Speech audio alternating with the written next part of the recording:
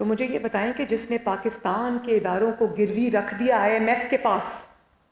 वो किस तरह आज़ादी की बात, उसकी आज़ादी का जो आज़ादी की बात है तो कौम को बेवकूफ़ बनाने वाली बात है।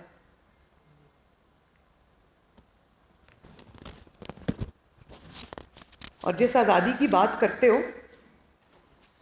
ज़रा मुझे ये भी बताओ कि क्या फिर मैं दोबारा ये कहूँगी कि अपने बच्चों को भी लेके आओ उसी आज़ादी के लिए, या तुम्हारे बच्चे इसलिए नहीं आ सकते कि शहबाज शरीफ साहब ने और उनकी हुकूमत ने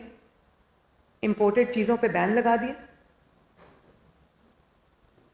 सबसे बड़े इंपोर्टेड तुम हो और दूसरों को ताना देते हो इंपोर्टेड होने का। जो इस मिट्टी के लोग हैं, इस मिट्टी में उन्होंने दफन होना, उनको ताना देते हो इंपोर्टेड लोगों होने का। आज जो तुम्हें अचानक मईशत की मोहब्बत तुम्हारे दिल में जागी है,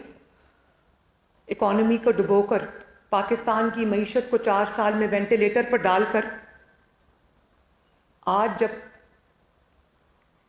तुम्हें अचानक जोश आया और इनकलाबी तक तुम्हें तरकीबें आ रही हैं इकॉनमी को रिवाइव करने की, तुम्हारी जो एक्स मिनिस्टर्स हैं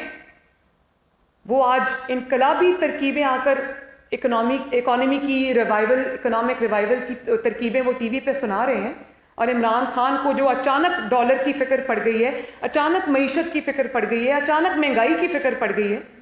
मैं ज़रा पूछना चाहती हूँ कि वो इनकलाबी तरकीबें आपको तब क्यों नहीं आई थी जब आप 4 साल इक़्तिदार में थे?